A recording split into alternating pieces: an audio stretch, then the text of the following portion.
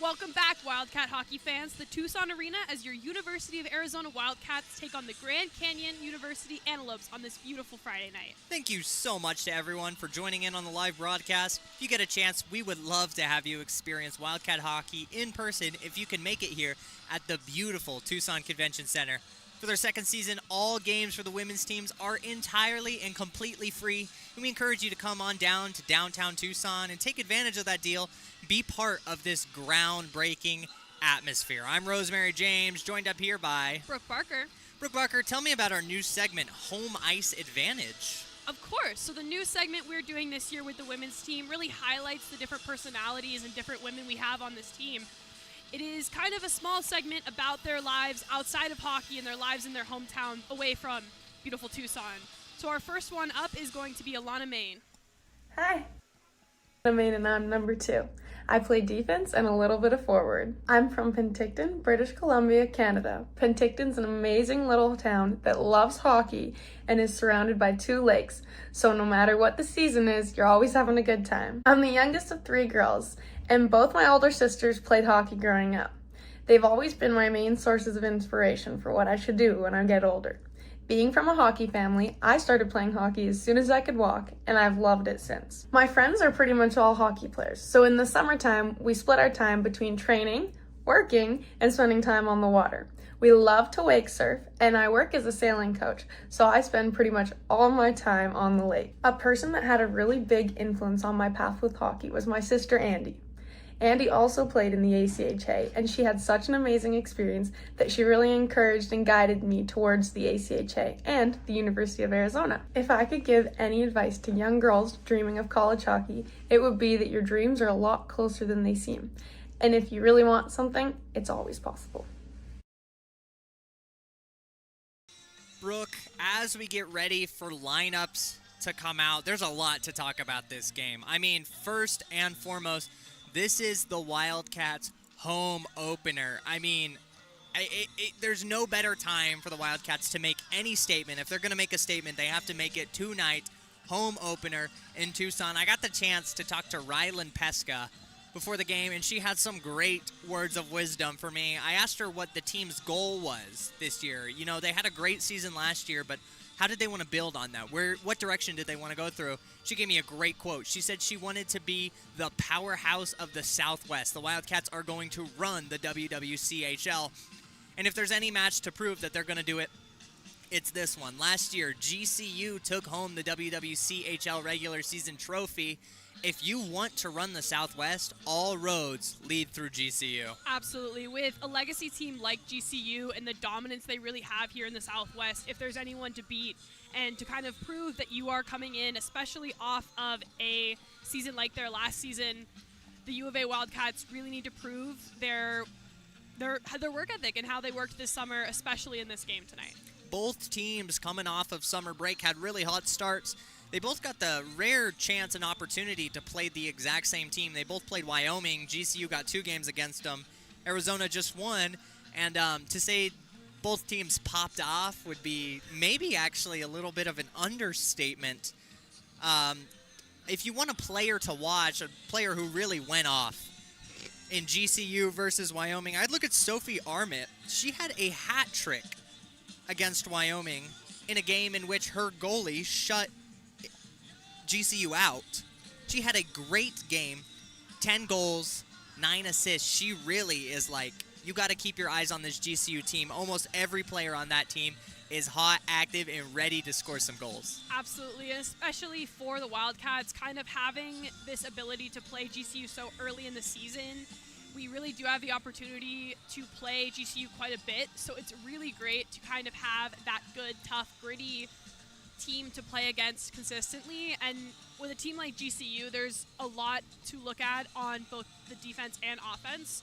And so it'll be really great to kind of see how the girls are working together, especially with UofA. We've added a couple really great forwards that it would be really great to see how they kind of play in the new space, and especially with the new team.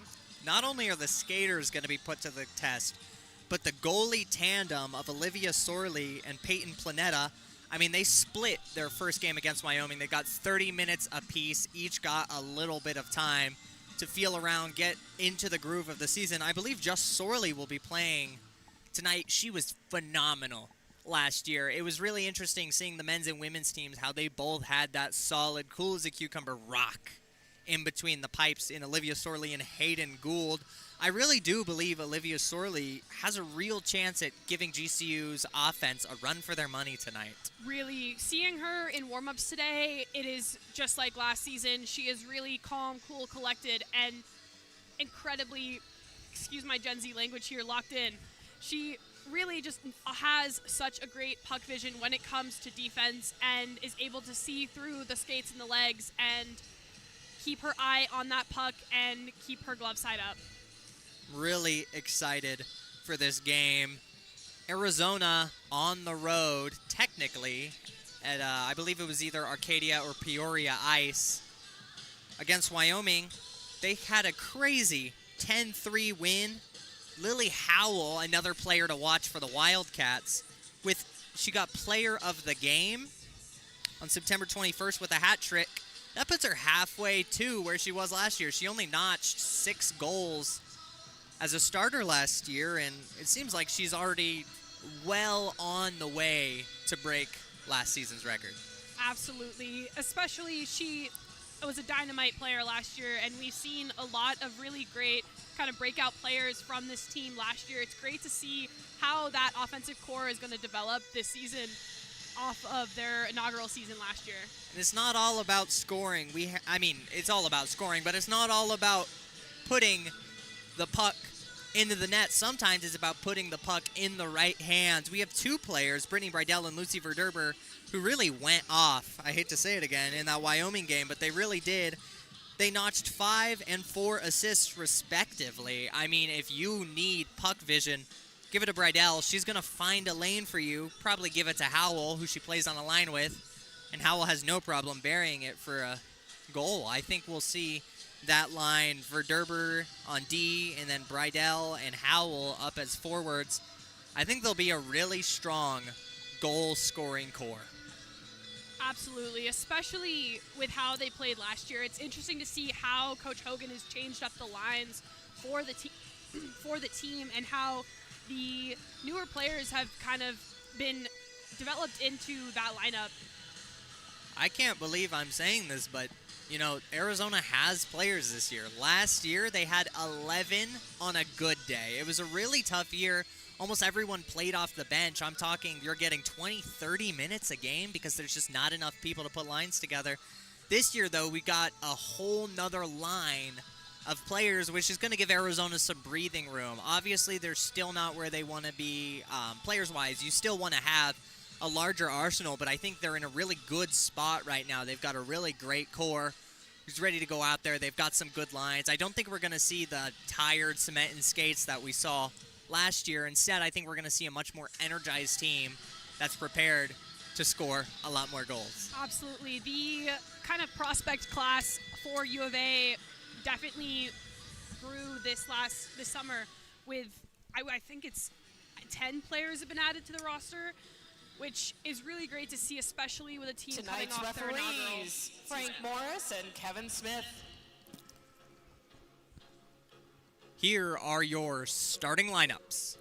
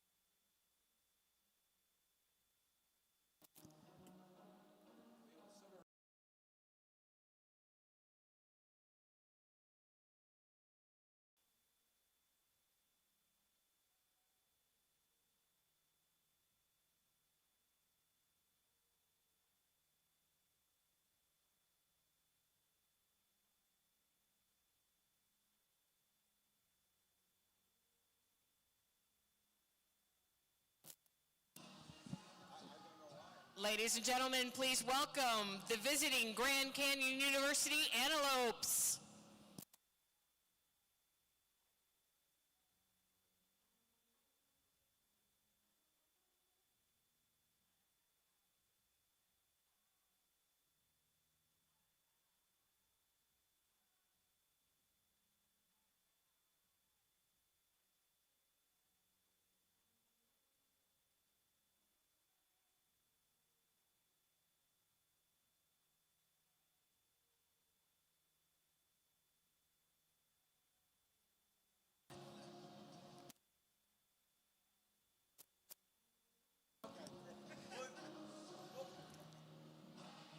Announcing the starting lineup for the visiting Antelopes.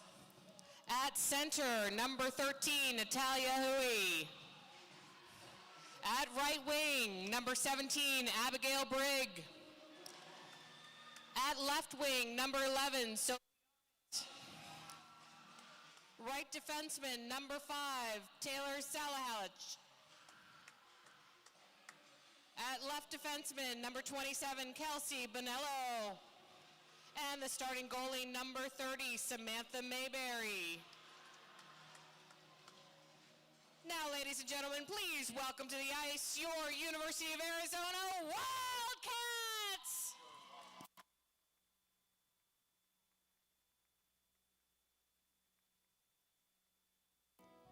The starting lineup, an education major, number 12, Layla Schultz. At right wing, an engineering major, number 85, Kenzie Carson. At left wing, a nutrition major, number 9, Brittany Bridell. In the right defense corner, a communications major, number 4, Lucy Verder. In the left corner, a health science major, number 94, Savannah Allen. And in between the pipes, a biology major, number 1 in your heart. Last line of defense, your goalie, Olivia Sorley! U of A is coached by Caitlin Hogan, Alan Book, and Brett Bridell. At this time, if you are able, please rise, remove your hats for the playing of the national anthem.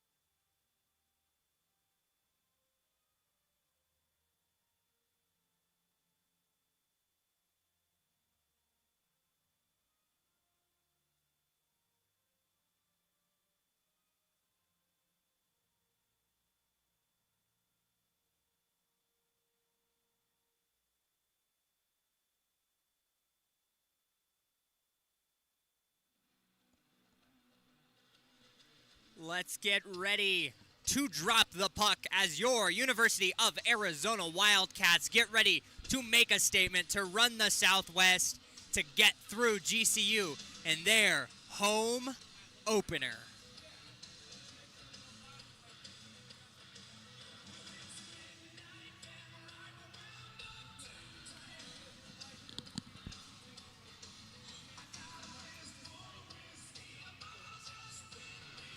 Brooke, I don't know if it's coming off on camera well, but I mean, the energy in here is pretty electric for the size of this crowd. I mean, my heart's racing a little bit. I'm about as excited as it gets.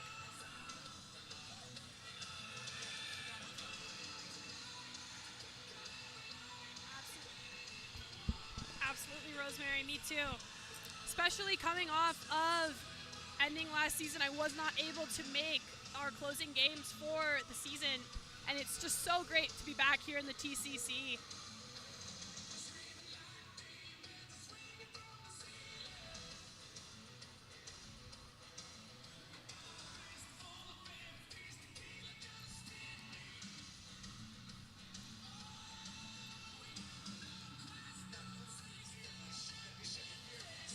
Rosemary, what can you tell me about this starting lineup for GCU?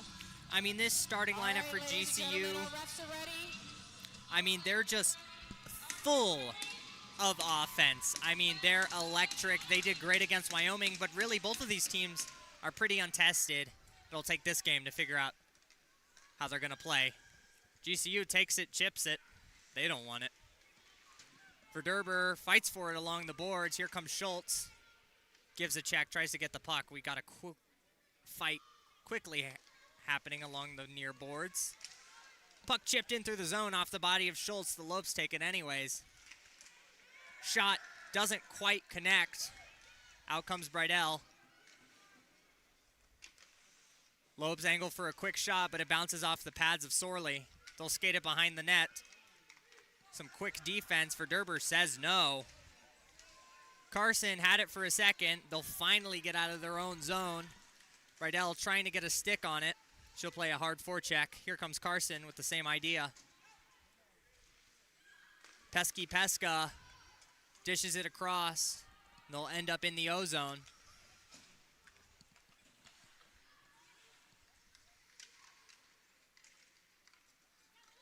Wildcats. Looking at how this play is going, you definitely see kind of that overwhelming force that we talked about earlier of GCU's O-Core.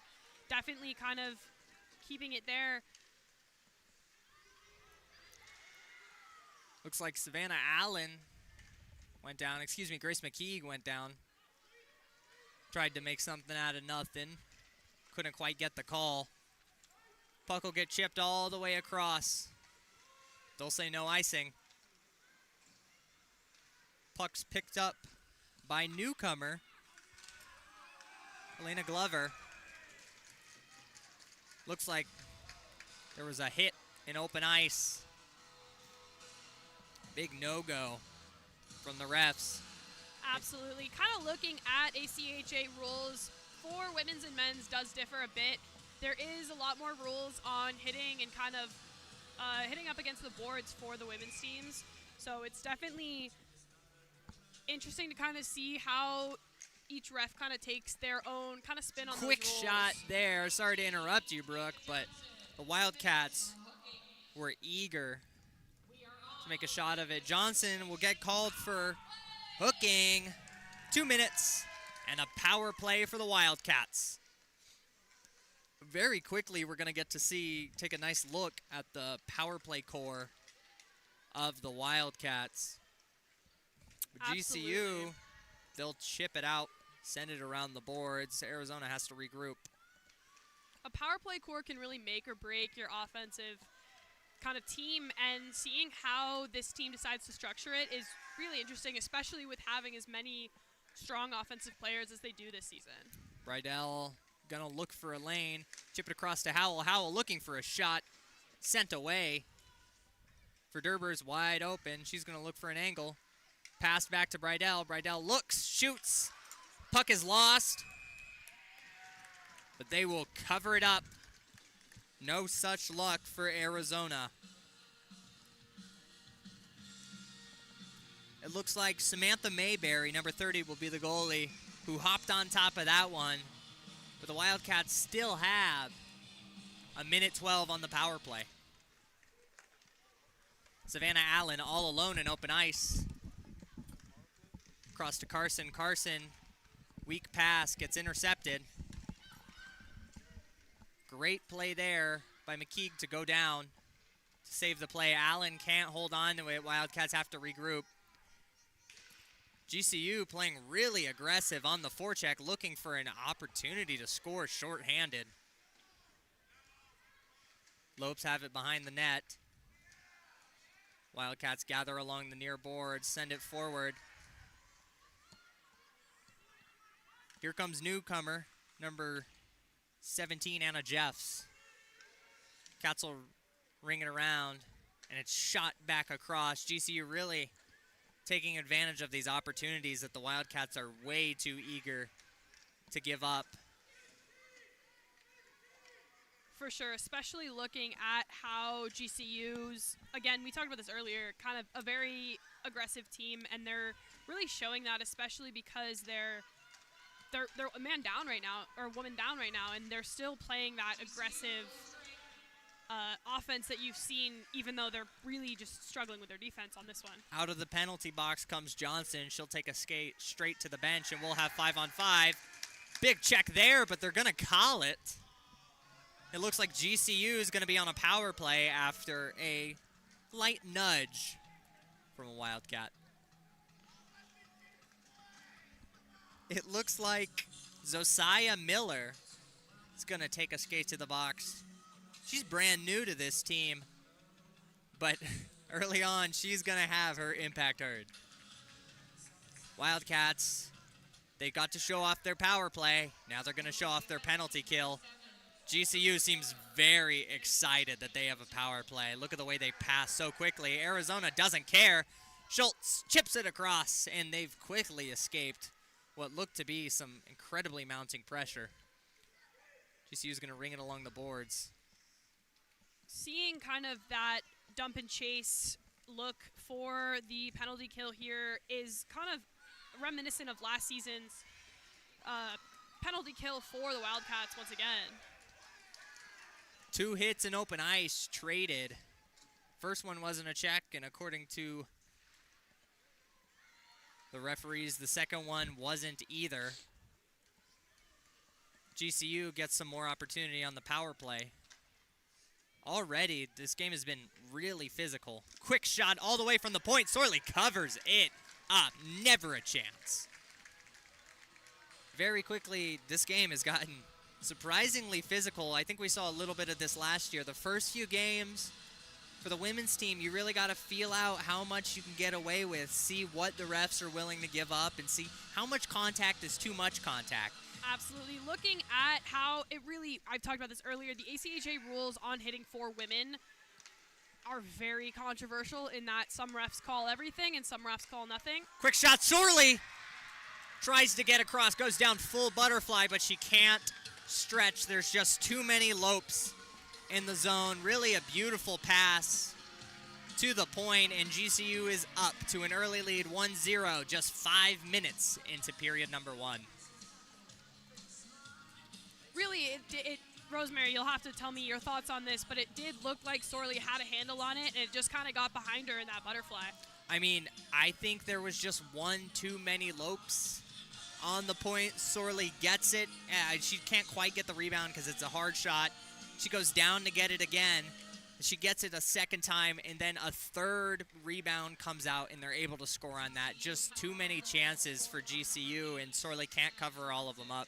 Absolutely, especially from a strong offensive core like GCU currently has. They'll say jailbreak. We're back to 5-on-5. Battle along the near boards. GCU emerges victors as there's a Wildcat on Wildcat hit in open ice. Quick flip up. Finds a stick. Chipped to the near boards. McKeague is going to race on the forecheck. Got 2 cats ahead, trying to make something out of nothing. They're really applying pressure on that forecheck, giving themselves a lot of space to work. McKeague decides she doesn't want her stick. Gonna get a quick switch. GCU through the zone. Some sweet dangles, just not sweet enough. Batted away, and Arizona's gonna get a chance to go the other way. There goes Carson. Can't quite hold on to it. Doesn't matter. Schultz is gonna put it behind the net.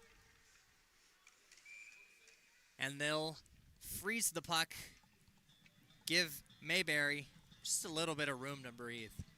Looking at kind of the more neutral zone action that we've seen, it really shows how dynamic a women's team can be. There's just a lot of It's speed. I'm gonna be so real. They're smaller, so they rely on that speed other than those strong hits that you really see from a men's team. Even though they're down 1-0 right now, I'm really liking what I'm seeing. They're playing a lot faster.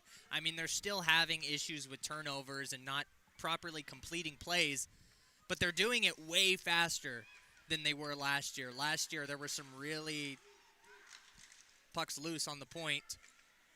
Schultz gives it back. Playing with its Glover. Glover, quick shot from the point.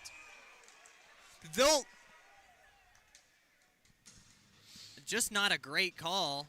Thought it was frozen, but the puck was out. Not a great call at all. We've said this before. ACHA loves to have the refs call whatever they would like, and we're seeing that right now. As always, these women's ACHA games are a struggle to get funded, but the way that you can support the women's ACHA as a league and support your women Wildcats is by coming to the games. They're completely free. They're held at the TCC. You can take this link, come right here. It's super easy, super accessible, and did I mention it's free? GCU past the blue line. Another way to donate to your Arizona Wildcats is to go to their website, Arizona Wildcat Women's Hockey, and donate there. There's a donate link, and there's also, you can buy really sweet merch, and the women's team definitely has, I'm going to be so real, cooler merch. I mean, that red really pops down there on the ice. Behind the net, I think that's Carson. She'll go through, almost gets tripped up there. GCU will get a chance, but it's a 2-on-3. They'll put it in the zone for Knott.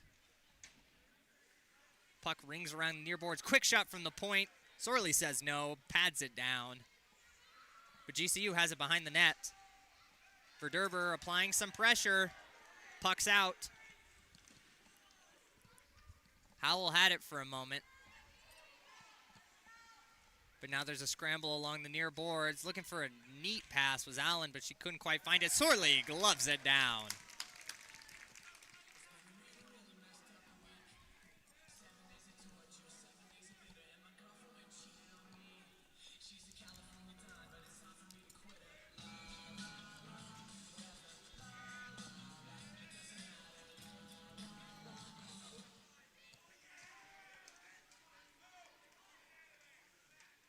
Behind the net is Glover. Glover sends it forward. GCU's all over it, though. Here comes Olsen. We'll get a pass across, but nobody. They wish. Here comes McCarthy. McCarthy drives in through the net. No penalty called. Schultz flips it back. Bridell had it, but not enough. Arizona manages to chip it out.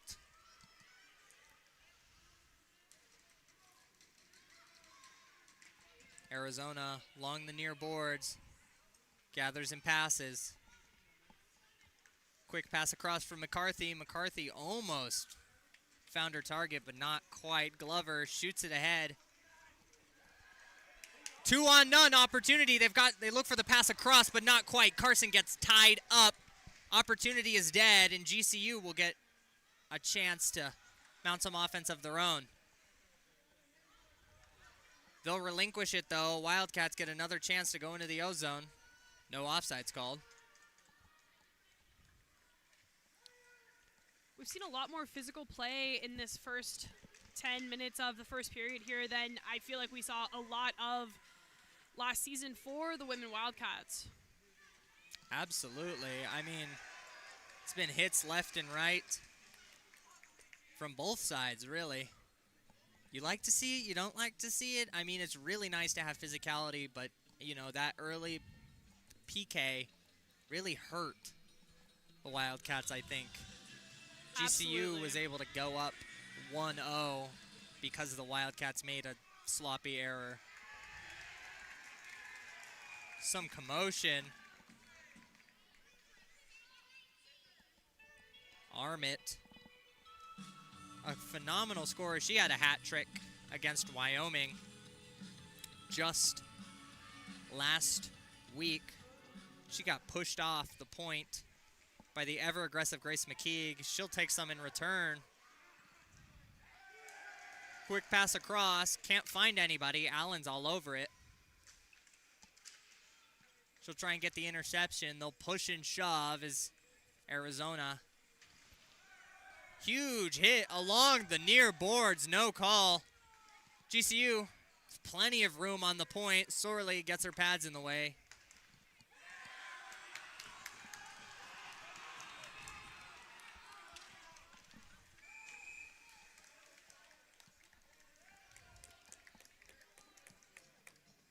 And GCU will get a slashing penalty for the road.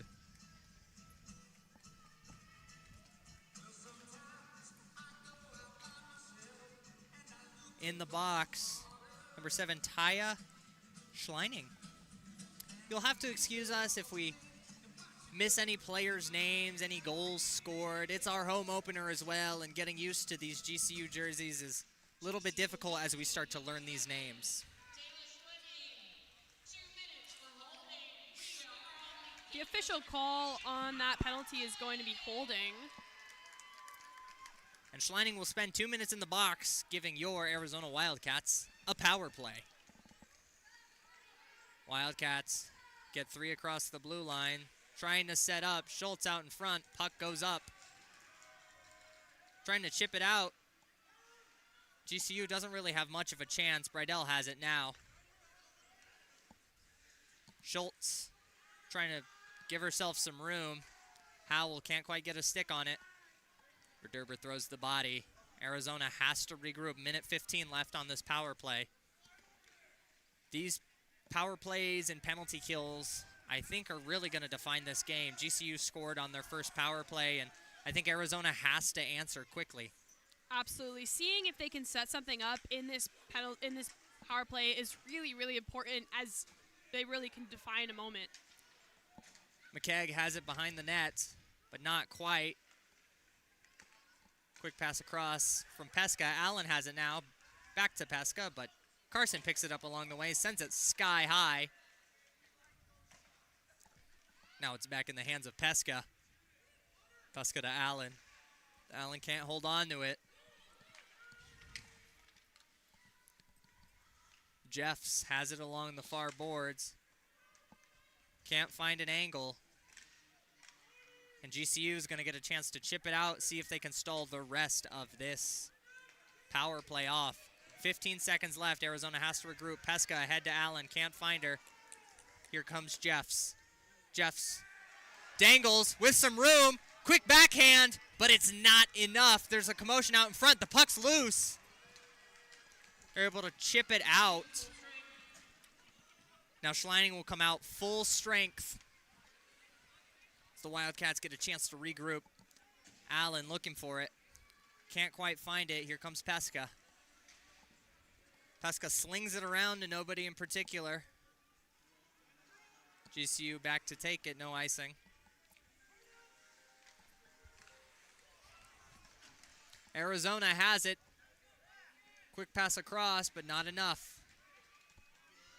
GCU's got their mitts on it. Allen tries to stop it out in front. Successfully stops Abigail Brigg. But Brigg, eager for more. A sweet pass across. Just a little too much heat on it. Arizona scrambling for possession. Quick shot from the point. Sorley lifts her pad, but she didn't quite need it. Puck is too high. Some noise along the near boards.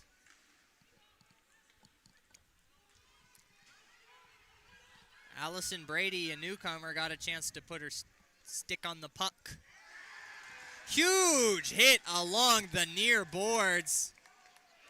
Refs say it's fair game. One-on-one, Carson with some room to work, just can't do it. What a great stick down. Looks like by Bridget Graybill. Absolutely defused the ticking time bomb that is Kenzie Carson.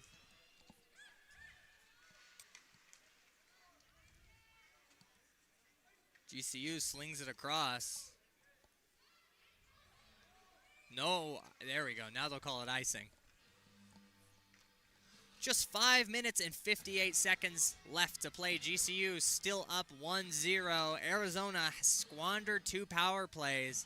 I don't know how many more great power play opportunities they're going to get. I think the next one they're going to have to make count if GCU is sloppy enough to give them another one, which I think they are. Both of these teams are really playing super physical and giving each other a lot of chances.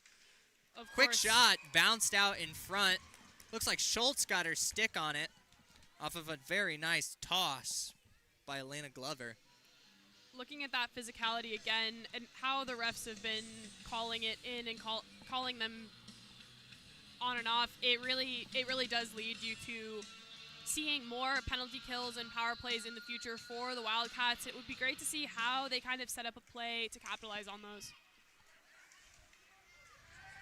Big hit in front, no puck necessary.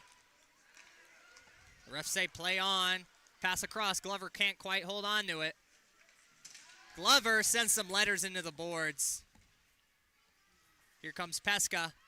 Pesca can't make enough space. They'll battle for it along the near boards. It's a rowdy home crowd. Likes it. Glover can't hold on to it. They'll have to regroup. I mean, they're playing 5-on-5 right now, but it really feels like a power play with how aggressive Arizona's playing. Bridell really trying to force something there. Seems almost like it worked. Pesca keeps the Ozone offense rolling. Just enough to give the Wildcats a change. Fresh legs come on out.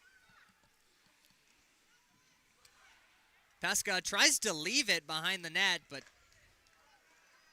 an Antelope is ready to say no thank you. Tries to get it. Brady gives the ref something to take home, a souvenir on his nice clean white jersey.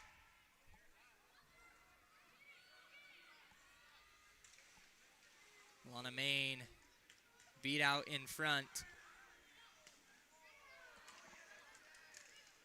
Arizona tries to go the other way, but they'll tag team Brady, and she has to give it up. GCU through the zone. A little too much on the pass. Verderber has it. Verderber sends it ahead to Howell. Howell with room to work tries to get it in on Mayberry. Not enough. Huge trip along the far boards. Play on. Verderber skating back. Tries to shut it down. Pass across. Sorley can't hold on to it. GCU's getting too many chances. Quick shot there. Not enough. Howell dives. Another quick shot. Sorley calm, cool, collected. Doesn't care. She kicks it out. They'll call it dead.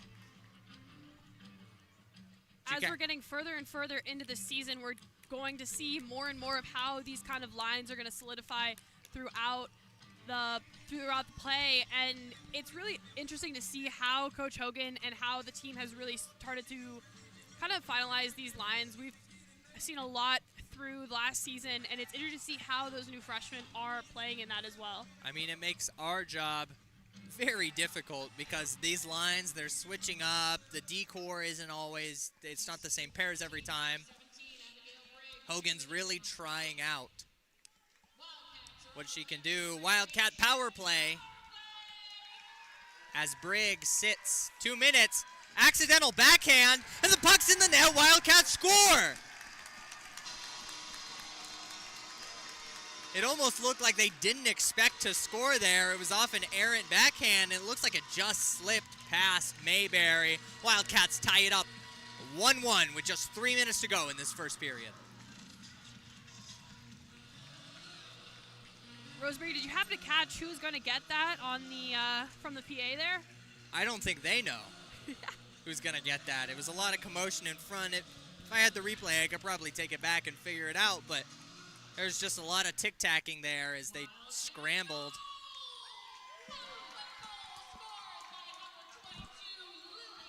They'll give it to Lily Howell, player of the game on September 21st. She had a hat trick with Schultz in that game. For the assist on that one as well.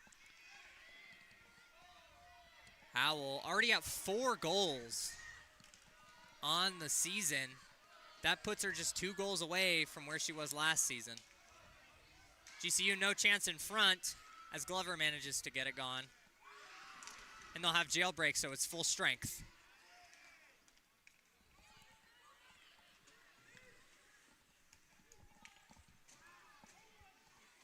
Sorley gives it to a teammate. Sent ahead, Waxenberg tries to fight it off, not enough. 4 Wildcats surround 1 Lope. She can still get a shot off though. Sorley doesn't care. She'll take it on the pads. Another quick shot, looks like almost a pass across, but there wasn't anybody to connect on. Wildcats, 2 minutes remaining in this first period. Quick shot there, it finds Sorley's stick. Sorley giving her best impression of Michael Myers, standing menacingly between the pipes. Getting ready for spooky season over there. Absolutely, it's October. Pass across.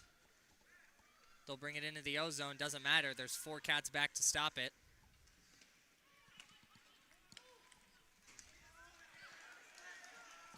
Not a great chance, but 2-on-2. Brydell to Carson. Carson almost comes up with it. Brydell has it. Backhand to Main. Alana Main with lots of room to work. Sends it forward. Doesn't matter. GCU comes out with it. And here they come. One-on-one opportunity. Quick poke out. What great work by Alana Main. And taking it off the body is Leela Schultz. Schultz has a chance here. She's got 4 Lopes chasing her, but she's got some room. Dangles across, quick shot into the pads, and they'll score their second! Off of a great shot attempt by Leela Schultz. Coming up, I think it might have been Carson, scooped in to go for a second shot. Mayberry, again, just slipped through her pads. She thought she had it, not quite. It went over the blue line for, the red line for maybe a picosecond there. 1 minute left to play as the Wildcats are now up 2-1. It's really hard to say that there's perfect plays in hockey, but if you're going to get a rebound like that, that is the perfect spot for Carson to be there. Howell, so much room to work with. She goes bar down and the Cats are up 3-1.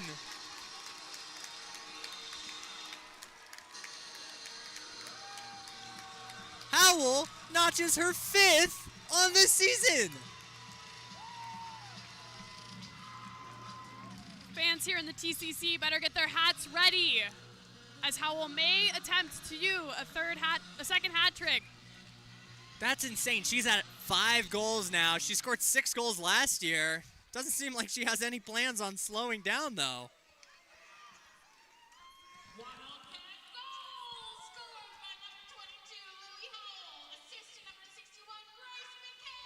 Grace McKegg's going to get the assist on that.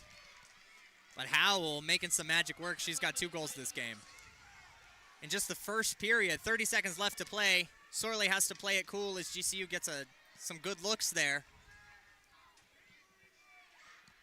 GCU room to work. Quick shot from the blue line. Finds some traffic in front, and the Wildcats will come out with it. 15 seconds left to play. Cats will try and stall it out so they can get some fresh legs out of the locker room.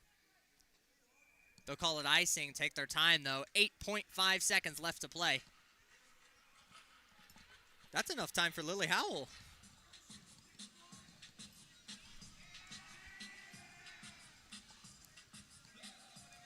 I mean, I'm not saying I expect it to happen, but Lily Howell comes out with that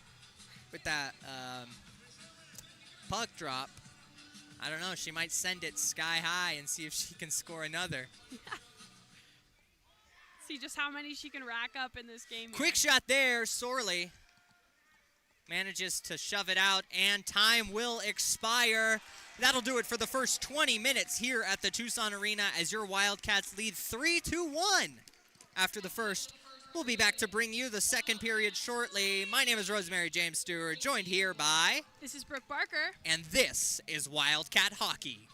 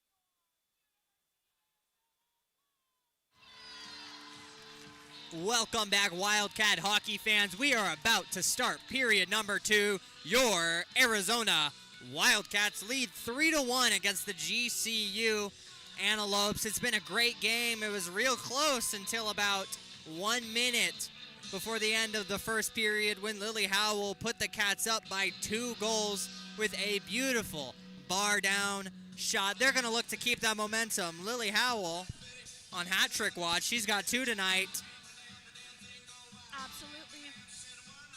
Absolutely here at the TCC.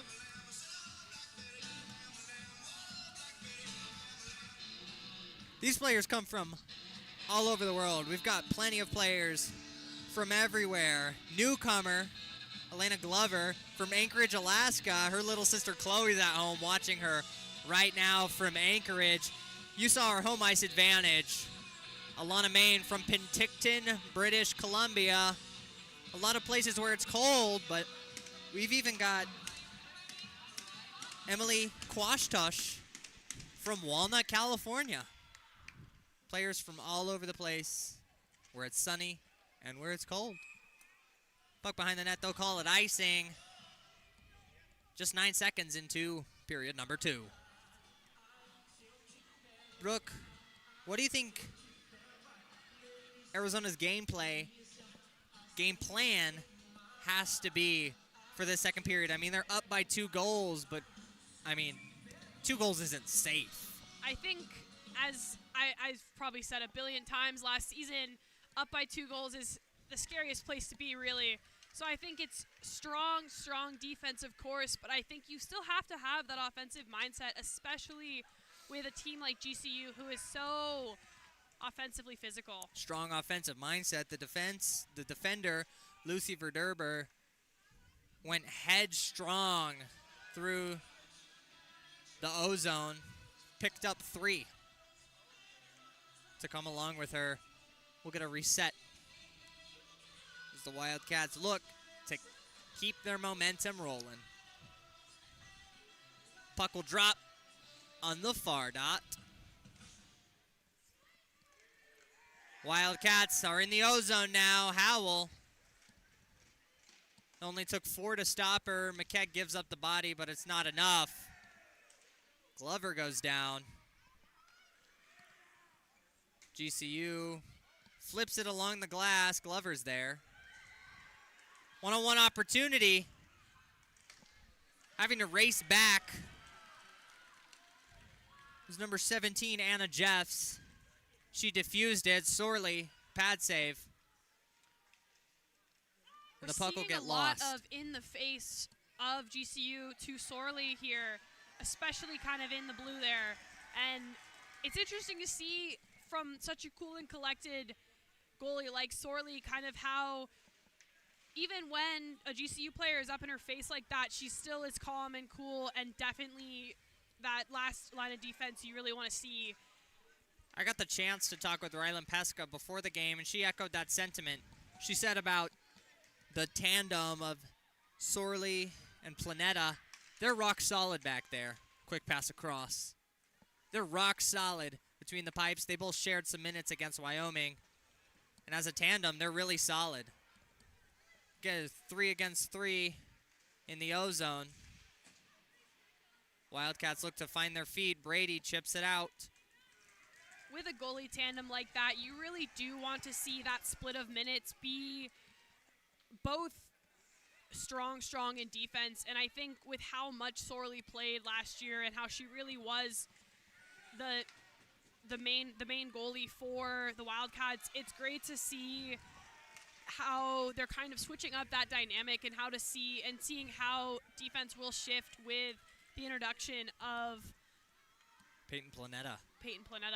Sorley's got to be Carson. Pass across in front. Bridell. Not enough.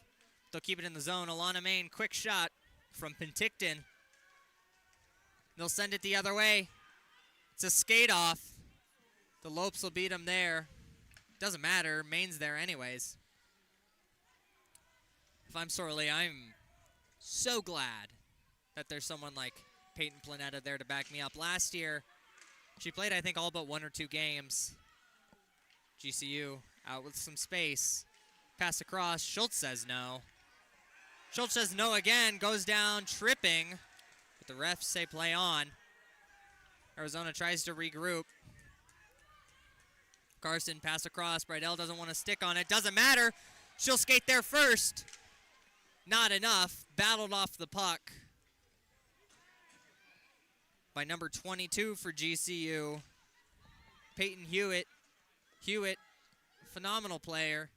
She played last year. Great physically, great defensively.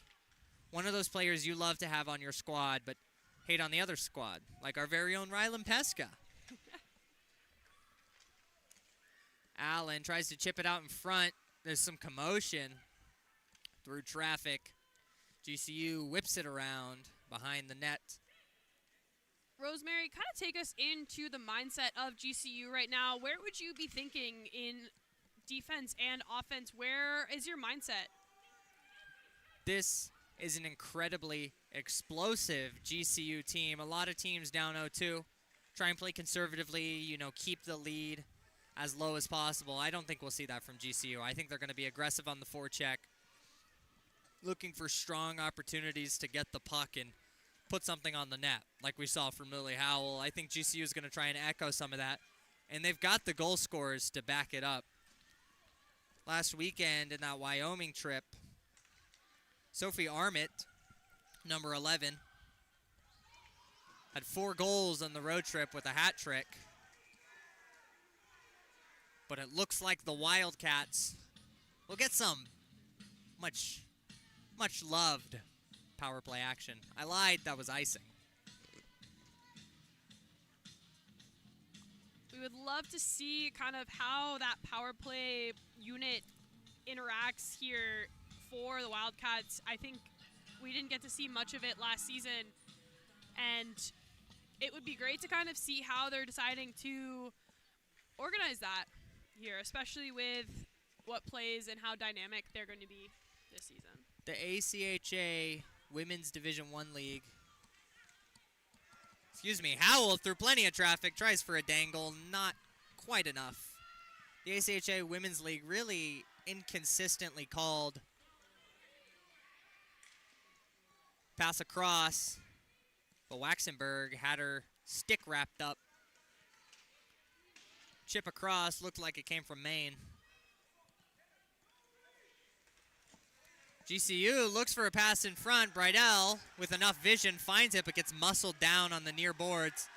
Like I said, the ACHA refs, they let a lot go, and it's difficult because the rules for Women's Division I ACHA are pretty vague, and it's really difficult to have a background of hockey and decide what is a check, what isn't. Are you playing the puck, are you not? It's a lot more aggressively called than the men's league. Bridell, puck vision expert, tries to get a pass across to Schultz, but her numbers find the ice. Here comes Schultz. Schultz tries to get her stick in the lane, not enough. Maine wraps him up, though. Here's newcomer number 24, Emily Quashtush. Arizona looking to regain control. They're kind of looking how they did at the beginning of the first period last game, struggling to get any consistent control or possession of the puck. Which, with a team that's just coming off of the summer and kind of getting back into working together, you definitely expect to see. But with the second period, you're hoping that there's kind of that team collectivity and gel almost in how your offensive core operates. And we're hoping to see some more time in that offensive zone for the Wildcats in the second half of the second period here. If you've ever played organized sports, the coach will say practice like you play, but it is very, very difficult to play like you practice. And they'll struggle a little bit with it here, but seems like they're coming out on the better side of things. Leila Schultz bailing out the team on multiple occasions. Just then, she had the puck ricochet off her skate after 2 failed body checks. She was the last line of defense, and she did her job. 12 minutes left to play. and some change in the second period. We haven't gotten to see any special teams yet, but the physicality is enough that we might just see them soon. A very nice sizable student section here at the Tucson Arena. They got up to cheer. Shot from the point from Allen. Absolutely, and especially with how the tickets for the women's games are once again free for every home game this season. It really does bring in that student section a lot more, and it's really great to see the student body come out to support the women's team here. Big fat check from Savannah Allen, puts her body on the line. I don't think the refs are gonna call roughing anymore. We're well past that point. Allen skates through the zone. She gives herself some room to work, tries to give it back to Schultz. Schultz can't get a stick on it. Allen gives herself some room. Here comes Verderber, giving herself some space. Across to Brydell. She can't quite hold on to it. Try and regroup. Brydell loses it. Verderber goes down. Quick shot from the point and a hit way after the play's dead.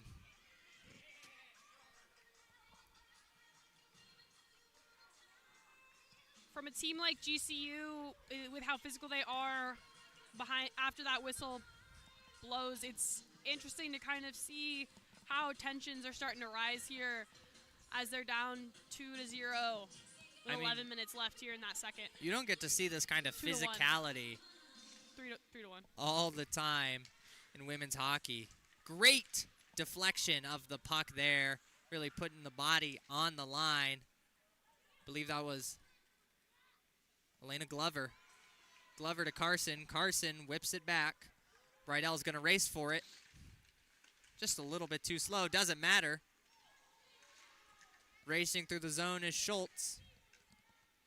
Schultz over the blue line. Going to look to dangle, but there's just too much traffic. Doesn't matter. Backhand. Puck's loose. They can't find it. Pesca tries to keep it on sides, but can't quite. Came at her with too much velocity. So now she'll let her team regroup. Pass ahead to Jeffs. Glover off of her skate. Some great defense there. She'll try and give up the body again. She's determined to wear out these skates as fast as possible. Brydell chips it back. I don't think Pesca was ready for it, so they'll regroup. Along the near boards, shoved back. She was looking for Jeffs. Carson couldn't quite find her. Carson puts one on the ground, but it didn't look too entirely rough to me. I do think they'll call her for cross-checking, though. Especially with how high up that looks stick like was how there. high her stick got. Yeah, I think she was at neck level there. She's aiming a little high there. So we will see the first penalty kill special teams kind of operate here for your Wildcats for the second period.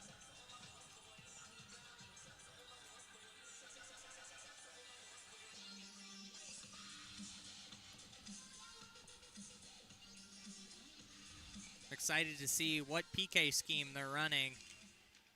UofA penalty, number 85. Kenzie Carson, 2 minutes for roughing. Minor roughing. So far, this looks pretty similar to the scheme they ran last year with 2 down towards the blue and 2 up kind of guarding those players on the point there. Super defensive way to play. 2 are essentially functioning as forward defenders, and then the back 2 are playing rear defenders. All 4 essentially being ultimately super defensive. It's not like a diamond or a triangle where you have one player who's really trying to play make and get out of the zone. They're really just looking to hunker down, last a minute and 12 seconds. That's all they got to do their jobs, and then they can pick back up on offense once they're ready to go. Absolutely. In a team like this, you definitely see that dump and chase for the penalty kill method operate a lot, just because when you have, again, like a women's team who is as fast as UofA is, they really understand the importance of that dump and chase, because anything to get to run the clock out against the GCU penalty. The Wildcats' biggest problem, though, GCU's not slow.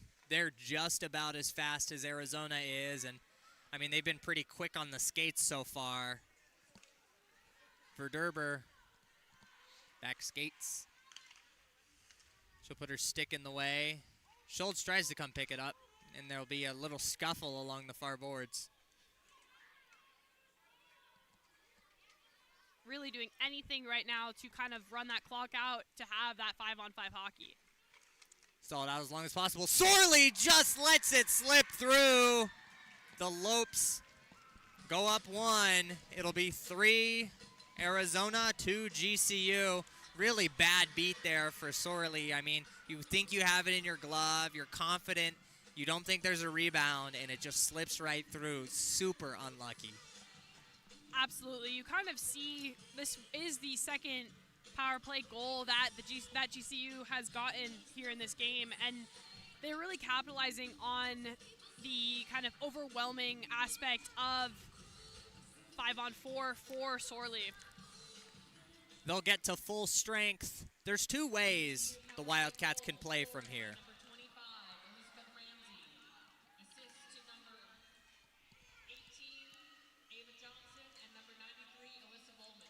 Elizabeth Ramsey credited with the goal there. She was an electric goal scorer last year. Quick shot there. Really dangerous chance. Sorley doesn't care. Ramsey gets the credit, and I mean, she was phenomenal last year. If I'm correct, I think she was the leading goal scorer for GCU. And it looks like that Arizona will get a nice icing call and get to start in the GCU zone. For those of you who don't know, ACHA Women's League follows a jailbreak rule. I believe it's kind of modeled after the way PWHL does jailbreak, in which if there's a power play or a penalty kill, as soon as a goal is scored, they go back to full strength. So you're not really getting hounded while on the PK. In Arizona, there's 2 ways they can play this out. They can either play super defensive and not look to give GCU a single power play, or they can play super offensive. You know, they don't care if they draw another penalty. They just need to score more. Absolutely, especially with having 28-ish minutes of play left. You need to go on the offense, especially with only being up by 1 here.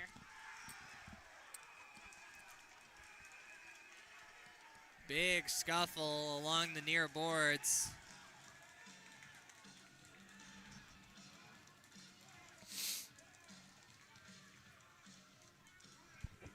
Looks like an impassioned debate. The refs will talk. And it looks like GCU's number 13, Natalia Hui, will sit for a nice 2 minutes. I imagine roughing is the call there. It'll be really great to see how the Wildcats kind of operate that power play here. Final call, 2 minutes for cross-check. A great shot there by Brydell. I think she's going to go for another. She'll pass it back to Glover. Glover sends it across to Verderber, back to Glover. Glover, quick 1-T. Doesn't quite find it. The puck is loose. Schultz tried to go backhand on it. Verderber keeps it in the zone. Verderber across. She was looking for Glover, but Glover had gone back to try and cover in case Verderber couldn't get the rebound to stay in. Brydell through the zone. If there's anyone you want to have the puck, it's Brydell. She'll give it back to Howell. Howell, huge shot. The puck is loose. Did Schultz score? Wildcats go up 2 scores. It'll be 4-2 off of a beautiful shot by Lily Howell that got picked up by Leila Schultz. The example of right place at the right time, and a great night for Lily Howell. 2 goals and an apple. I think we'll need to hear from the officials on this one of who they're end up going to give it to. It looks like there's some confusion on who exactly scored the goal and who's going to get that assist, so we will wait for the PA for the official on that one.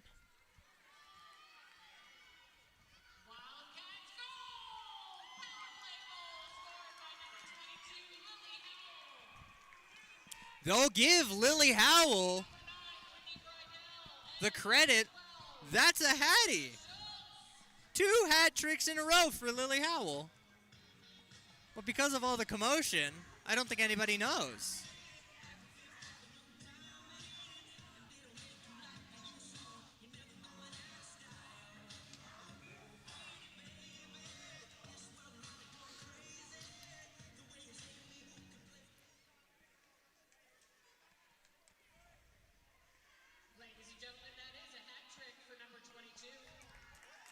And the PA will announce it. Lily Howell officially credited with a hat trick. A huge hit on the near boards. But Lily Howell now has a hat trick streak? Is that right? Absolutely. 2 hatties in a row. And if you want to see if she's going to make it 3, come down to the TCC on Sunday at 10 a.m. There will be another matchup between the GCU Antelopes and your University of Arizona Wildcats. And maybe Lily Howell will score another 3 goals. Absolutely.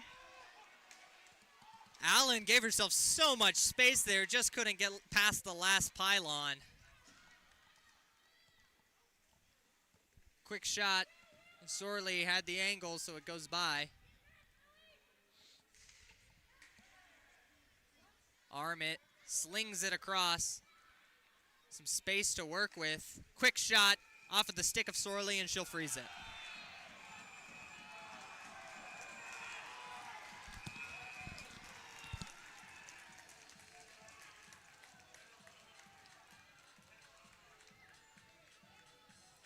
Some commotion out there in front of the net. I mean, you're playing a physical game. Not only are you playing a physical game of hockey, but you're playing a really physical game of that physical game. Double physical. Looks like we'll have matching penalties. 2 each. Josiah Miller, who I think might be Arizona's favorite enforcer. And Verderber as well there in the box for GCU. It looks like we have Armit, and once she turns around, I'll get you that second number. Number 17, Brigg. 2 great players to take off the board. I mean, Verderber's phenomenal, and Miller hasn't seen the ice a whole lot. But she's definitely shown up and shown Big out impact. for her small amount of minutes here. And, you know, you take out Sophie Armit and Abigail Brigg. Abigail Brigg had 2 goals and 5 assists in the Wyoming weekend. Sophie Armit had a hat trick with 4 goals total in that weekend. I'm okay with that trade.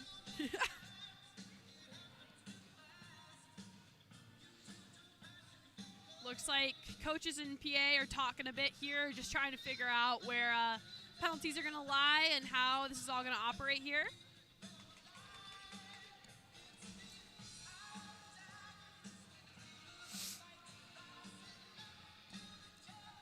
When you get messy scraps like that, the penalties are always a little bit tricky to work out. You'll have to forgive us as we try and figure out whether we'll be playing 5-on-5, 4-on-4, 3-on-3. or a secret third thing.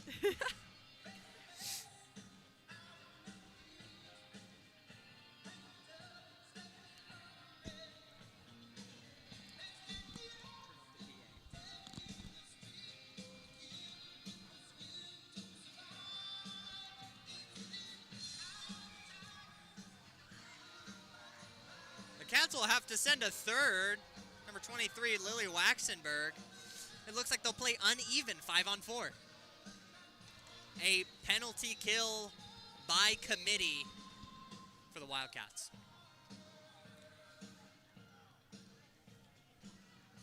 Home fans are not happy. I mean, Setting penalties. GCU number 11, Sophie Armit, and number 17, Abigail Brigg. U of A, number 4, Lucy Verdeber, and number 7, Zoysia Miller. Offsetting penalties in the box for roughing. However, U of A, number 4, Lucy Verdeber, was called for a hold. That is being served by number 23, Lily Waxenberg.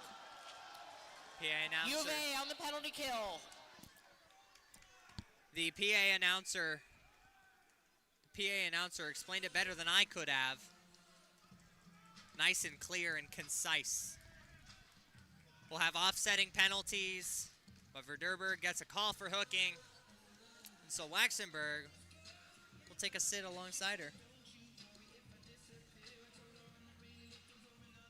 Looks like there are also 3 GCU players in the box, so it's looking even though it is Wildcats are on this penalty kill here. Ramsey will pick up a penalty on that last play for high sticking. It'll be 4-on-4, and then the Wildcats will get like 12 seconds of power play. Excited to see how this turns out. Both teams scrapped for it. Here comes Howell. 3 goals already. Nutmegs the defender, but can't get enough space. She'll still come out with it somehow. 4-on-4, back to Allen. Allen with so much room. Quick 1T right into the pads of Mayberry. I mean, from Allen's perspective, you have to take that shot. Whether it's a gimme or not, you have so much room. Wind up, Absolutely. take a swing. I would have loved to see a little bit more velocity, but, you know, Allen doesn't take a whole lot of shots. We've seen her take a few here or there, but they've mostly been, like, long wrist shots. I think she was a little bit nervous there and couldn't get it out with the velo she wanted. Absolutely. Offsides, so the Arizona Wildcats have to skate back. GCU gets a chance to regroup. Arizona's going to play a crazy forecheck, though.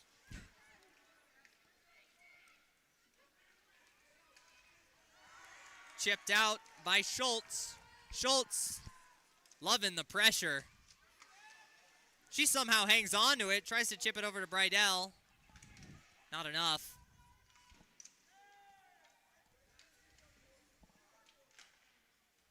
On a commotion. And Schultz will pass it across, go off for a change. Brydell has it in the corner.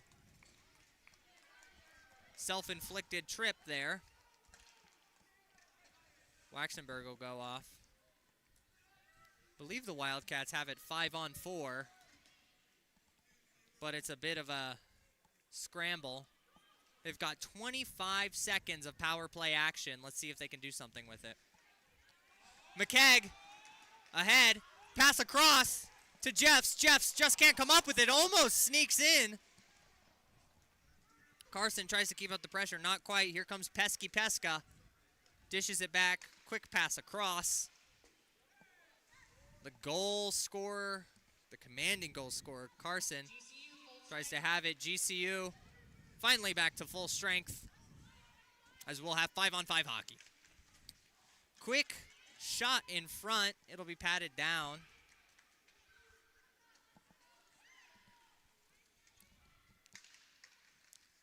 Looking for the pass. GCU, too much traffic in front. Howell tries to get her stick on it. She'll have it. Get a chance to run this offense. Quarterback it. She goes through the zone. Punished on a dangle, but Pesca's there to cover.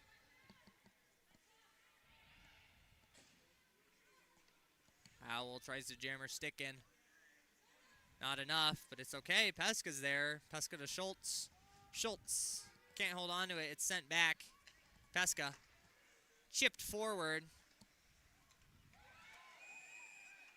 Jeffs. Excuse me, Brady tried to give it a boost. No call to play dead. Looks like all players are out of the box now, so everyone is available to go back in here for the bench, from the bench.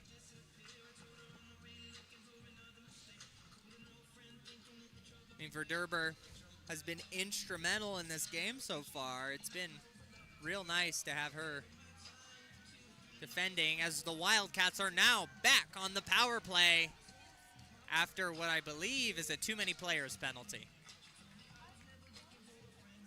We'll wait for the official call.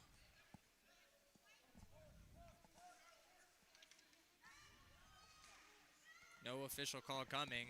5-on-4. Schultz. GCU penalty. Number 21, Savannah Song, serving for too many players on the ice. Savannah Song will serve it. Too many players on the ice. Going on the campus, recreation, power play! Verderber, quick shot.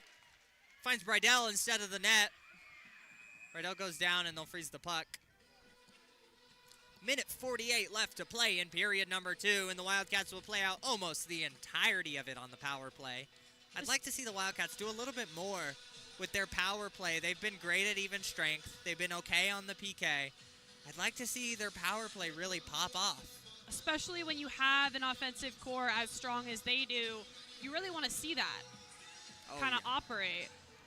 Looks like Bridell may be going into the box here. Bridell's standing inside, halfway. Frustrated. She tried to get in there, and she got bulldozed, and she'll end up with the penalty. I think that's what Schultz was trying to say. Bridell will either get cross-checking or roughing here, and she doesn't feel like she deserves it. Schultz doesn't feel like she deserves it.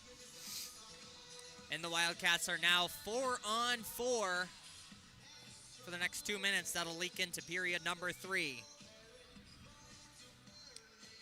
4-on-4 action. I think the Wildcats have thrived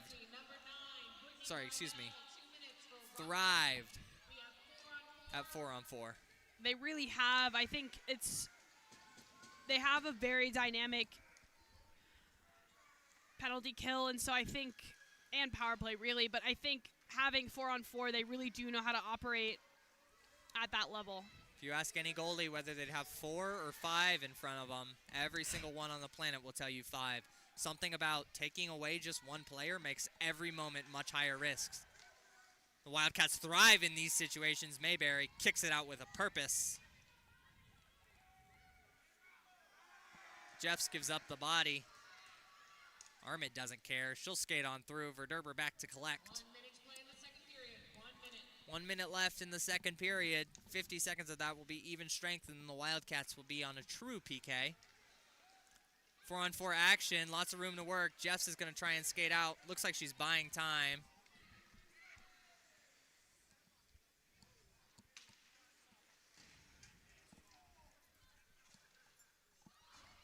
Schultz can't hold on to it as she gets mixed up with Pesca a little bit there. Pesca makes up for it. Schultz has it back now. Schultz backhand.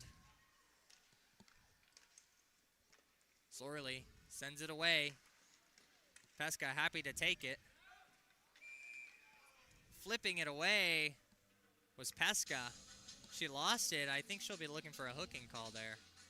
I don't know if she'll get it though.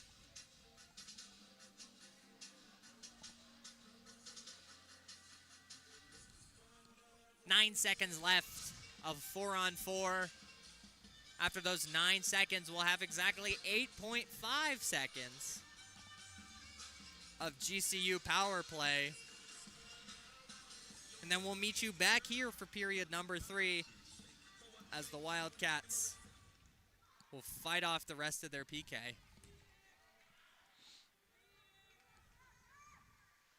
Power play GCU. 7 seconds to play. McCall icing with a 1.5 seconds left.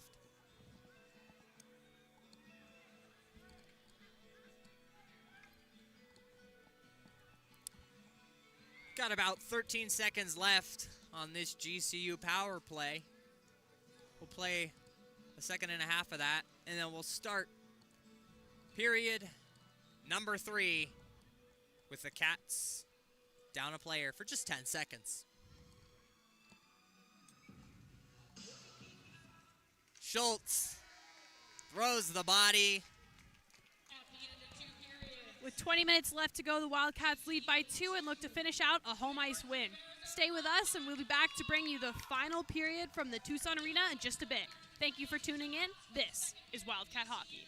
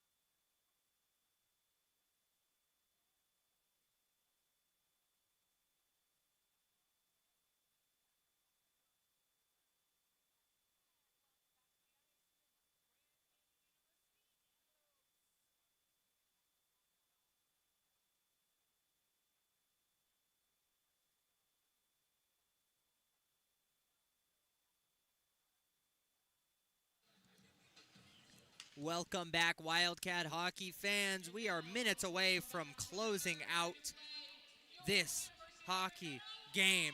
The Arizona Wildcats are up 4-2 against the GCU Antelopes, reigning champs of the WWCHL, as the Wildcats are well on their way to becoming powerhouses of the Southwest. This team looks really excited, really good to go. They scored one that last period. GCU scored one that last period, and I think they're ready to close it out. Absolutely. Absolutely. With a team like GCU, you know that they're going to continue to be physical throughout all three periods, so it's definitely important to continue to see how just how physical they will be here in the third. The Wildcats have done a great job at shutting down GCU's scariest scoring threats. Sophie Armid and Abigail Brigg have been pretty darn quiet this game, while Lily Howell got to pop off, recording her second hat trick in a row. Sorley is going to skate back to the net, close this game out, see how well she can, keep these spectacular saves going. We will start the second period here with 12 seconds of penalty kill for your University of Arizona Wildcats. Right, the third period will begin with the Wildcats 4-on-5. GCU with a chance to cut that 2-goal lead to 1 if they can take advantage of this power play like they've been doing all night. GCU is going to spend half of it gathering. 3 seconds from full strength. Arizona's equal. As we're back to 5-on-5, GCU couldn't touch the ozone. Rydell along the near boards. Lackadaisically passes it off to Verderber. Verderber tries to ring it back to Brydell. Giving up the body is Schultz.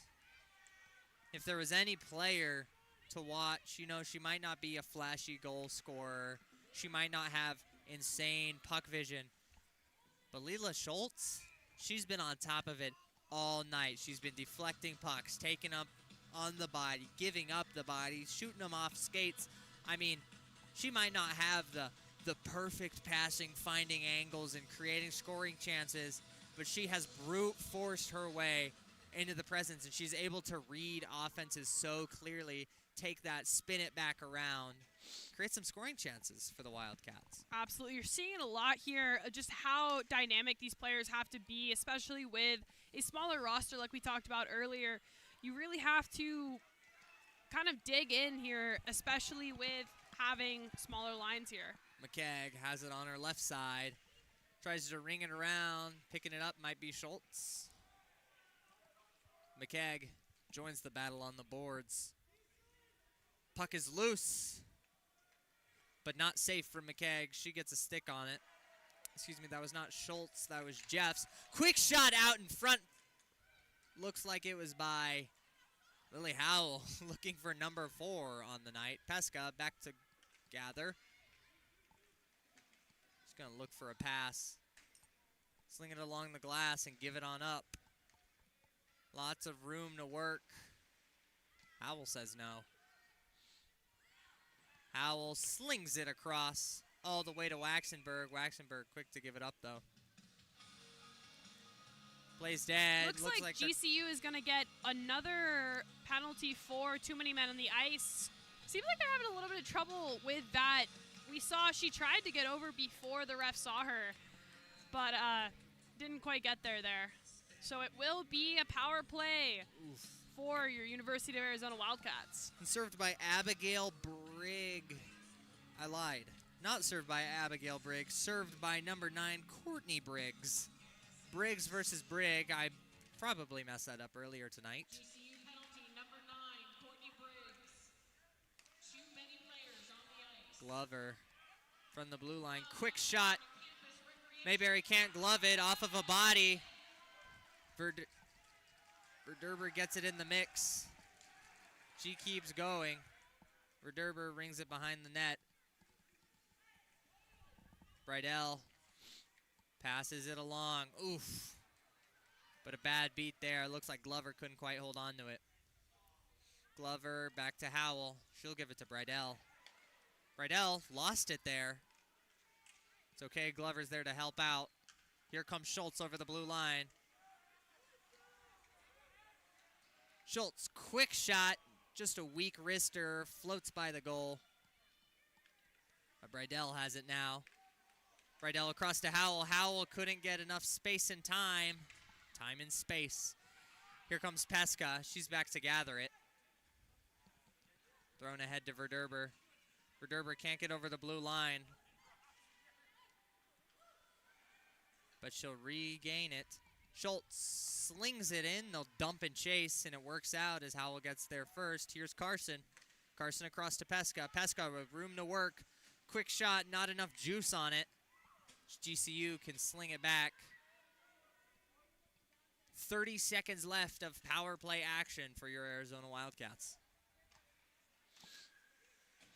Quick pass across. Allen has it now. Allen to Jeffs.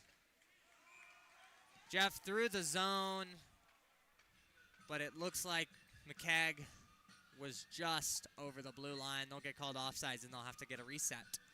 18 seconds left on this power play.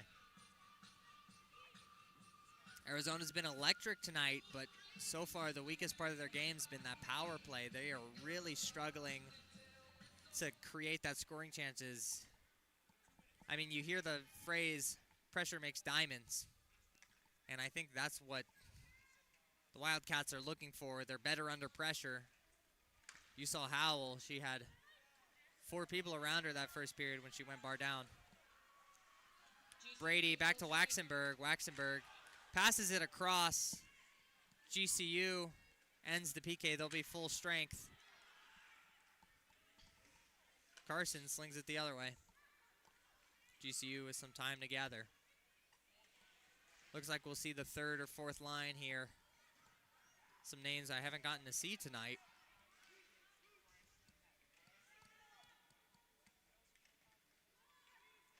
Great to see these battles along the boards here. Definitely kind of showing more of that physicality out of the open ice and kind of how against these boards here. I think these board battles are really good for Arizona because typically when teams are up by 2 goals, they start to turtle. And that's really dangerous because, you know, a lack of offense usually turns into more scoring chances. Even though the goal is to play more defensive, you're opening yourself up to taking more shots in total. But by forcing these board battles, you're not turtling, you're not playing super defensive, you're getting offensive pressure out of what is essentially just putting the puck in the corner and going for it.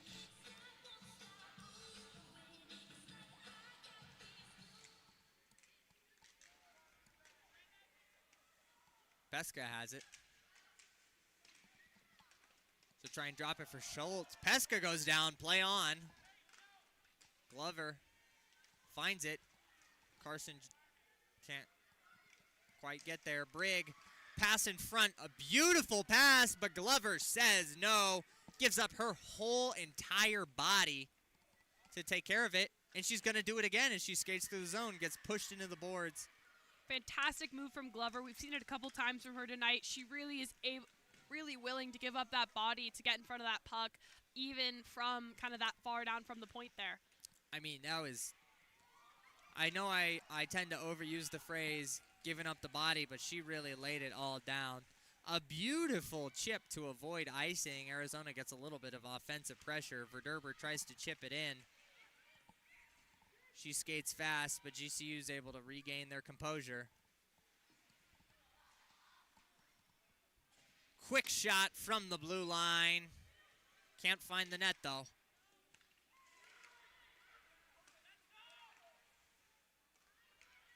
Here's Allen. Allen gets dumped by her own bench. Verderber trying to get a stick on it. Shot out in front. And it looks like it's over the blue line as GCU sneaks one in. Arizona 4, GCU 3. I think, again, as the other 2 have been for GCU, it is just kind of the ones where there's too many skates, too many bodies in the way, and sorely just can't seem to get a grasp on it as it slips under.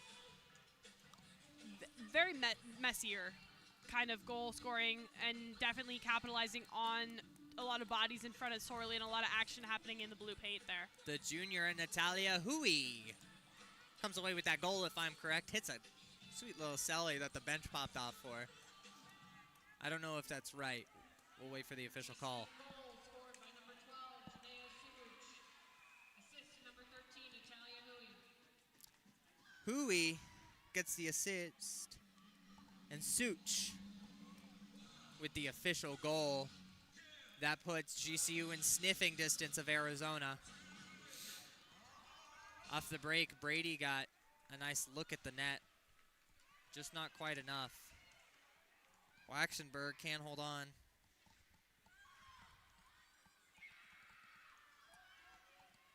Here comes Brigg.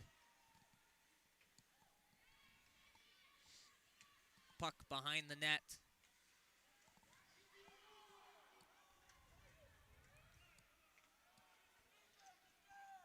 Refs no longer really calling any of those close ones anymore, just letting them play on. Brady to Maine. The Penticton, British Columbia native, passes it along. Quick shot from the point. Mayberry can't scoop it up. As we've seen before, U of A here really needs to capitalize on those rebounds coming off, especially with a goalie like GCU's, where if you do a kind of a straight-on shot there, you're definitely going to have options for the rebound. And we've seen a couple times now where a rebound may have led to a goal, and there's an opening there where Brady, we're just not seeing it. Very clearly tripped. That one's clear as day. Your Arizona Wildcats will go on a 2-minute power play. Brady did a good job there to keep fighting that puck. If she starts to lose it and she leaves, they don't get that penalty, but she played until the whistle, and it's not her fault that the Antelopes caught a stick underneath her skate. Schultz battles it out. Verderber has it. Quick shot, no juice. Rydell tries to pick it up. Not quite enough. Glover has some issues holding on to it. Quick shot from the point. Sorley can't get the rebound. Doesn't matter. She's got 4 Wildcats there with a helping hand.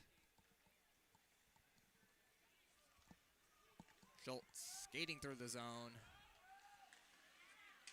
Gonna look for the backhand pass to Howell. Ends up finding Glover. Glover, quick shot wide of the net, but Arizona can keep possession.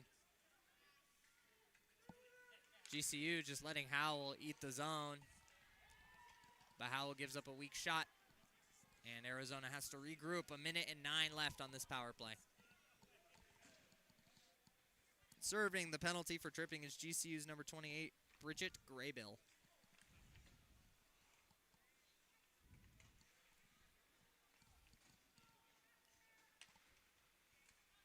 Quick dangle there, gets Carson through the zone, and another one. Carson, quick shot. Sticks down, but here's Allen. Allen gives it up. Here's Jeffs. Jeffs backhand pass. Quick shot from the point. Stretching butterfly save. Allen can't find enough power. McKegg tied up. Offs. Really great shots and attempts taken here by your Arizona Wildcats. Definitely capitalizing on kind of keeping the Antelopes out of the blue paint there. But it looks like McKegg will take a sit in the box, as we'll get 18 seconds of 4-on-4, followed by a scary minute 42, as Arizona will be back on the PK, and GCU where they thrive on the power play.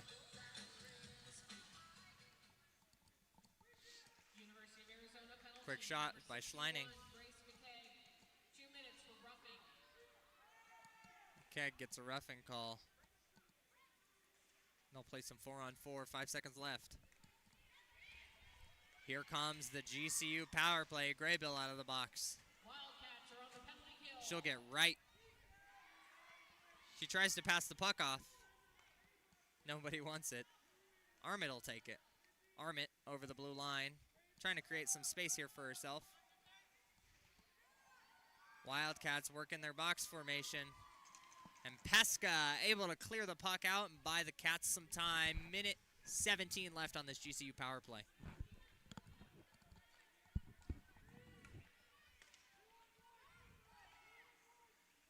GCU holds on to it, manages to get into the O-zone. Quick shot there. Sorley doesn't swallow it up. Instead, lets Brady have it. Excuse me, Glover have it. Puck goes back, buying the Cats even more time. 50 seconds left. Pesca on an island. Oh my goodness! Pesca goes flying. And they won't call anything. Schultz is going to try and get back on offense.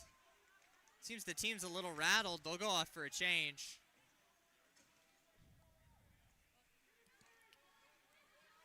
.22 seconds left.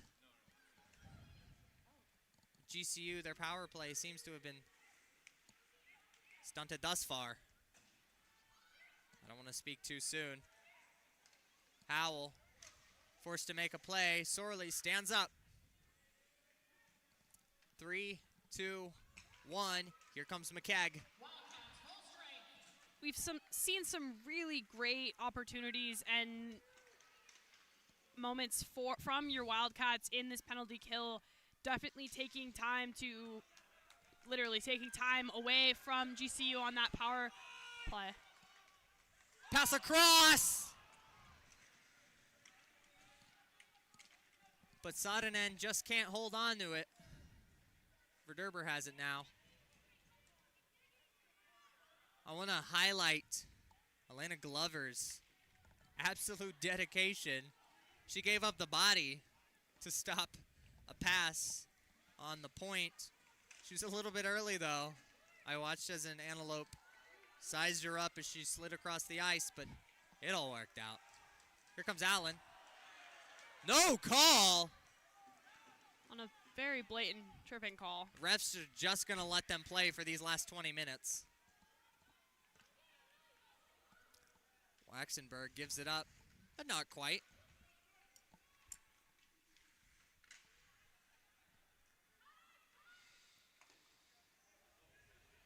Puck back and forth, way too wide. GCU has to set up again. Wildcats still lead by just 1 as they'll try and stall out these last 7.5 minutes.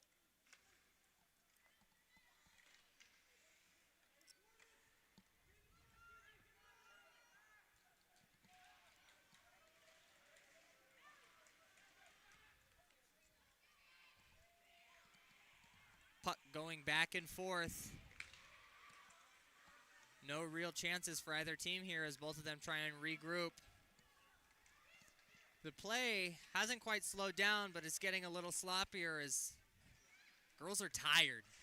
Hockey is hard work, and the Wildcats only have 3 real lines, so starting to struggle to finish these passes.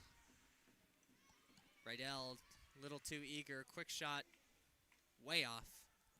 Carson picks it up. Carson back to a huge trip there, but and that's what it takes.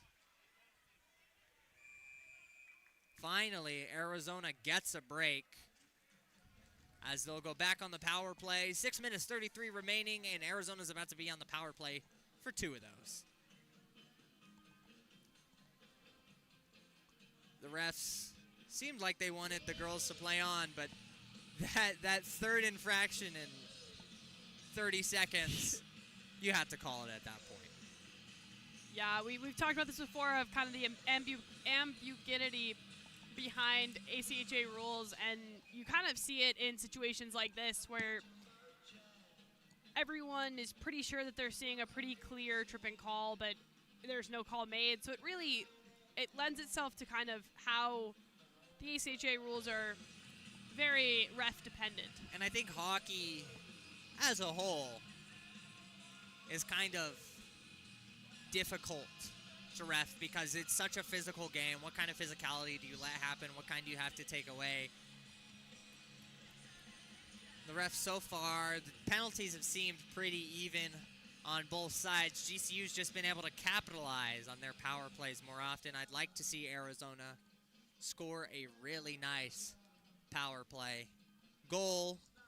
GCU serving the penalty will be Bridget Graybill. No stranger. I think this might be her 6th or 8th penalty minute. The winner is 6-7-1-3-7-9-9.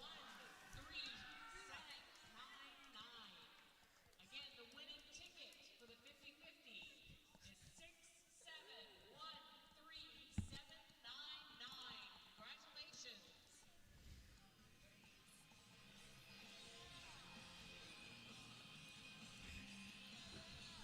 Crowd seeming to really enjoy their time right now. I mean, it's been a really exciting game. If you'd like to see an exciting game, come on down to the Tucson Convention Center, Tucson Arena, bright and early, 10 a.m. on Sunday morning. How much does it cost to get into the game, Brooke? $0.000. It is free to get in It's to free? any women's game this season. Please come down to the Tucson Arena. It's in a perfect area downtown, just a short drive from campus or a short slink ride. One-on-one opportunity here. Verderber tries to shut it down off the post. As a goalie, that's one where you got to go, and you just got to gather, and you got to thank whoever you believe in that didn't go worse than it did. I think Sorley had that side covered up, but you know, that's a moment when you thank the pipes. Absolutely. Kind of taking a look here at the penalty box, we are seeing 2 GCU players in the box, which is going to be 5-on-3 hockey for your Wildcats. Now, this is a critical moment where the Wildcats should be able to capitalize on this. I mean, it's 5-on-3. They get more than a minute and a half of 5-on-3. Hui, number 13, sit in the box for slashing. Pass across, Verderber has it. Verderber looking, tries to find a lane, not enough. Glover can't keep it on sides. Arizona has to regroup. GCU continuing to play this really aggressive forecheck. It seems to be working out in their favor. Verderber has it over the blue line.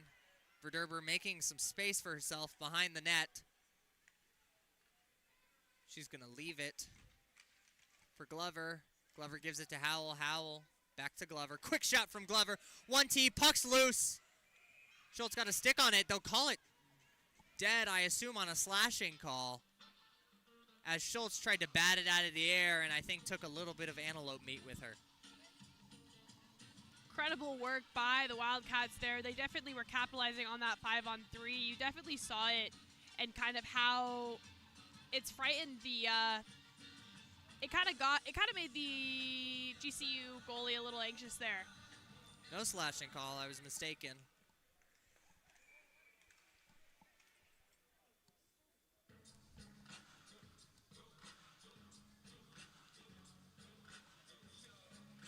They didn't like that face-off.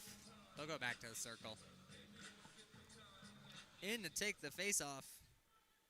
Anna Jeffs. Jeffs comes away with it. Here comes Carson over the blue line. Carson behind the net. He's going to pass it across. Lots of space. Peska's going to think. Fire over to Allen. Allen. Back to Jeffs. Jeffs, quick shot, and she finds the back of the net. 5-3, Arizona leads by 2. An incredible shot. Arizona's been looking for those one-timers all night. They haven't been able to find them. Not enough juice. Jeffs finds the juice. I believe that was Jeffs. And if it is, that will be Jeff's first goal as an Arizona Wildcat. for the freshman newcomer. She's been seeing a lot of ice time, and she's made the most of it. Both Jeffs and Glover. Glover's a senior, but newcomer to this team, she's made her time count.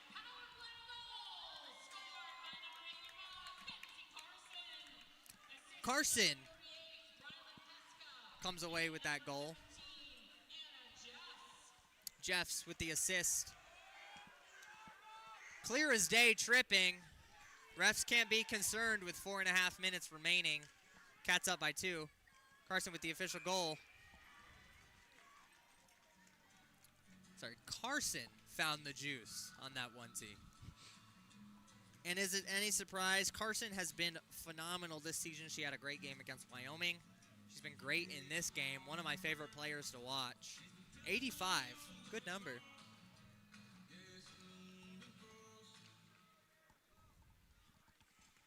Arizona comes out with it. They still have 5-on-4 after their first power play ended. Quick shot swallowed up in the pads. And Hewitt with some choice words for Layla Schultz. Now this is the time in the men's game where players start taking silly penalties, trying to draw out the clock and start getting rough. When you're no longer in the driver's seat, it's easy to have a lot of choice words. Quick shot. Mayberry takes care of it. I suspect that this game will go like a men's game.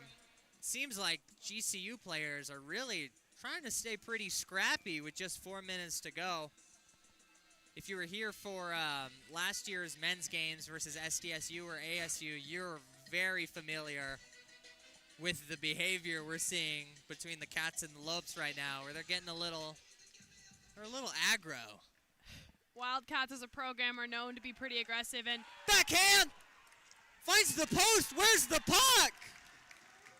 Looks like it'll sneak behind Mayberry's back, and the Wildcats double their lead against GCU. That'll be Anna Jeff's goal. Never wrong, just early. and with that will be her first goal as an Arizona Wildcat here as a true freshman. Arizona leads 6-3. Beautiful backhand. Mayberry thought she had it. Not quite. Jeff's there to capitalize. Sodinen chips it over.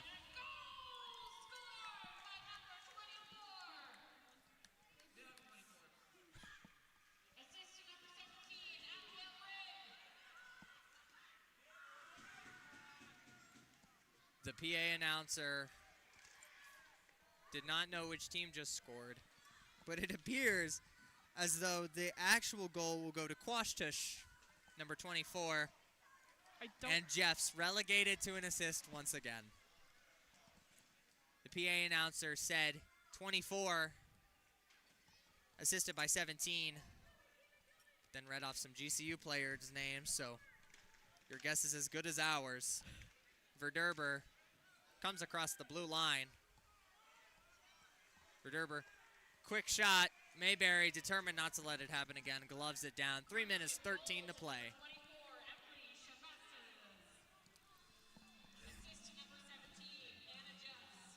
Yes, the final score. Quashtush gets the goal. And Jeffs is once again given the assist. Relegated to the assist. So we're going to have to take that back twice now. She'll score one. It'll happen. We've talked it into happening. If it happens on Sunday, then we still count. It still counts for us. It'll count. Never wrong, just early. Yeah. Quick shot by Schultz. Kicked out with a purpose by Mayberry. They'll ring it along the backboards.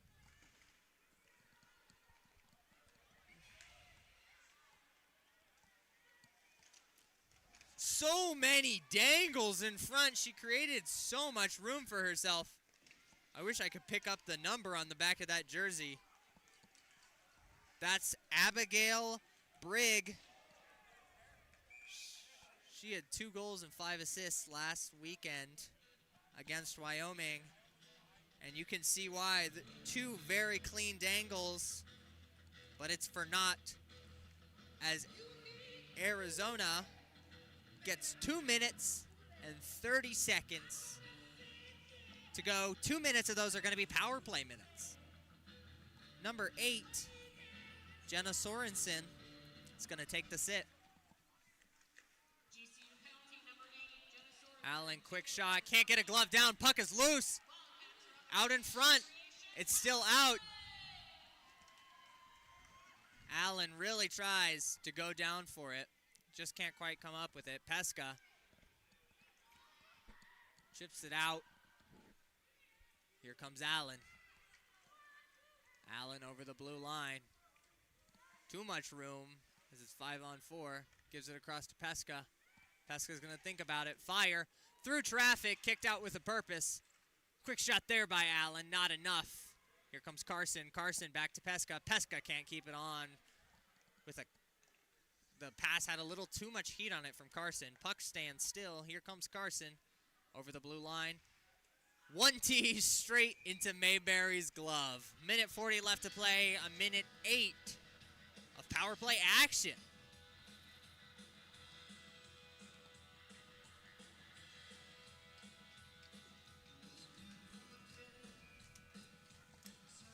I don't want to, speak too early, but I do believe the player of the game for this game will be Lily Howell, who etched her 2nd consecutive hat trick.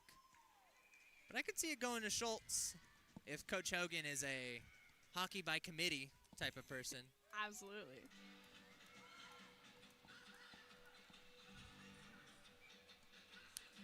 As the game dwindles down, Arizona has exactly 1 minute left on the power play. Let's see what they can do.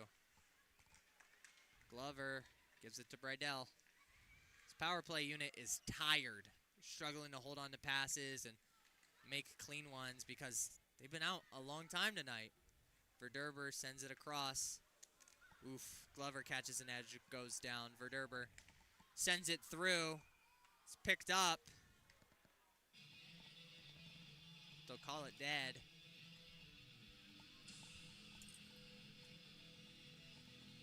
Well, 5 against 4 for 36 more seconds. A minute and 69 seconds left to play. Arizona 6, GCU 3, as GCU will try to come back.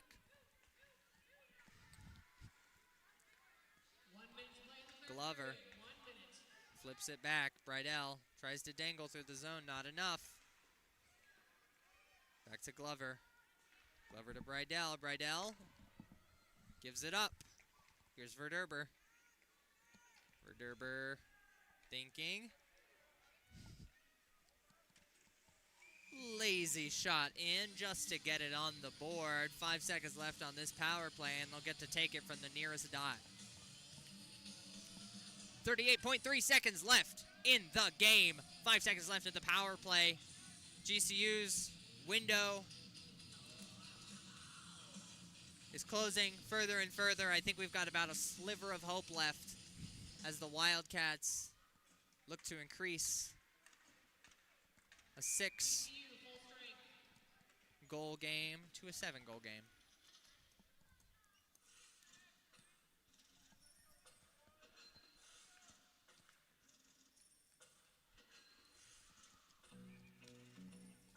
But whether they win by 6 or 7, the Wildcats almost assuredly will take this win home. 22 seconds to burn. Never say never in hockey, but Maine's going to get some time. 15 seconds. They'll ring it along the far boards. Home crowd here. Lets the players know how much time they have left. And that will do it. And that will be all from the Tucson Arena as your UofA Wildcats win by a score of 6 to GCU's 3 to end this home game. Thank you so much for joining us on the broadcast, and from everyone high above the ice, we'll see you next time. This is Wildcat Hockey.